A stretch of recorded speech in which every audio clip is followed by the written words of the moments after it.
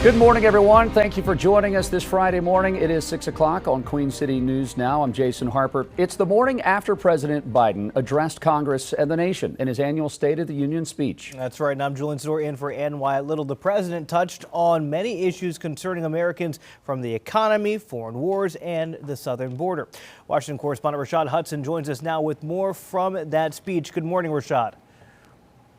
Julie and Jason, good morning to you. While the State of the Union is an official speech, President Biden touched on several key election year issues.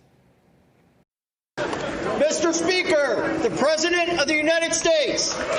President Biden delivered his final State of the Union address ahead of November's presidential election. We can proudly say the state of our union is strong and getting stronger. During the speech, the president touted his achievements. 15 million new jobs in just 3 years, a record.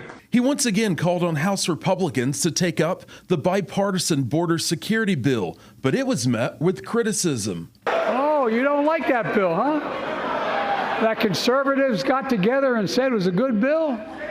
I'll be darned. The president also unveiled plans for a temporary aid port on Gaza's coast to deliver more aid. A temporary pier will enable a massive increase in the amount of humanitarian assistance getting into Gaza every day. Alabama Senator Katie Britt delivered the Republican response. President Biden's weakness isn't just hurting families here at home. He is making us a punchline on the world stage.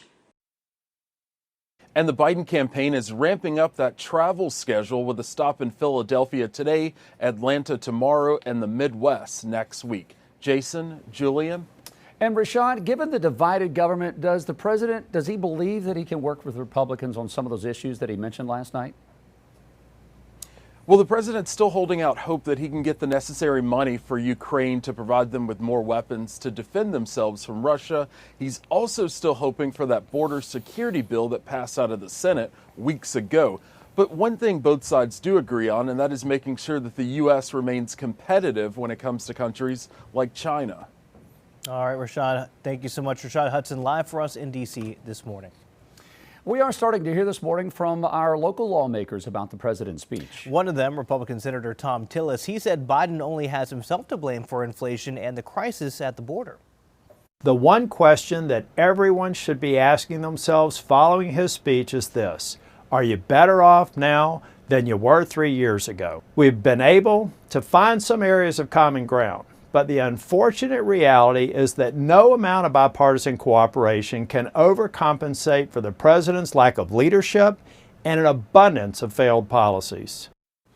A new poll shows President Biden and former President Donald Trump in a dead heat 8 months before the election. The Emerson College poll shows both major party candidates with 45% of support from likely voters. Just 10% of people surveyed said they're still undecided. Emerson researchers also factored in who undecided voters are leaning towards with their support, and that would give President Biden 51% with Trump at 49%.